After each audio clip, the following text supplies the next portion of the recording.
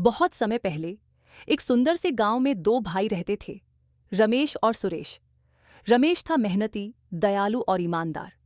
सुरेश था आलसी, घमंडी और हमेशा रमेश से जलता रहता था। दोनों एक साथ एक पुरानी चक्की की दुकान चलाते थे। एक दिन सुरेश ने गुस्से में रमेश को उसके परिवार समेत घर से निकाल दिया। "यह सब मेरा है," उसने कहा। रमेश ने चुपचाप अपनी टूटी चक्की उठाई और गांव के किनारे एक छोटी सी झोपड़ी में चला गया। एक दिन बारिश में एक बूढ़ी अम्मा आईं और रमेश से मदद मांगी। रमेश ने बिना किसी स्वार्थ के उनकी मदद की।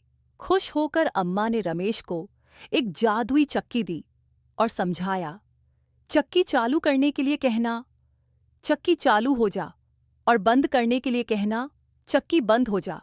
लेकिन याद रहे, लालच से इसका बुरा परिणाम हो सकता है।" रमेश ने चक्की का सही तरीके से इस्तेमाल किया, गांव वालों की मदद करने के लिए। धीरे धीरे वह सभी का चहेता बन गया।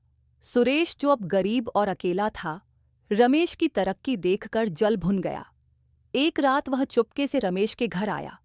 उसने खिड़की से झांका और सुना कि रमेश बस यही बोलता है, "चक्की चालू हो जा।" बस सुरेश ने चक्की चुरा ली। उसे रोकने का तरीका पता नहीं था। चक्की लेकर सुरेश डर गया कि कहीं गांव वाले पकड़ न लें। इसलिए उसने पास की नदी से एक नाव ली और सोचा, "मैं दूर किसी नए गांव में जाकर अमीर बनूंगा।" वह चुपके से रात में नदी में अपनी नाव लेकर निकल पड़ा। नाव छोटी थी और चक्की भारी। नदी के बीच पहुंचकर सुरेश ने खुशी से चिल्लाया, "चक्की चालू हो जा।" जैसे ही उसने कहा, चक्की से सोना, चांदी, मिठाइयां, अनाज सब कुछ बहने लगा। नाव भरने लगी।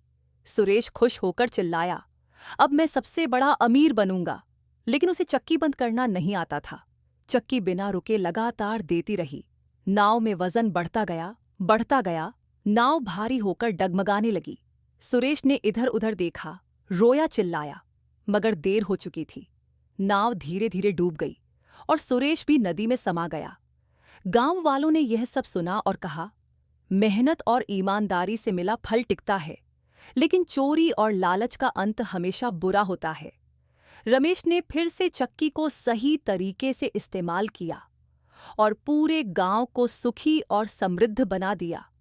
इसीलिए कहते हैं, ईमानदारी से जीवन जियो, लालच में डूबो मत, वरना किस्मत भी डुबा देगी।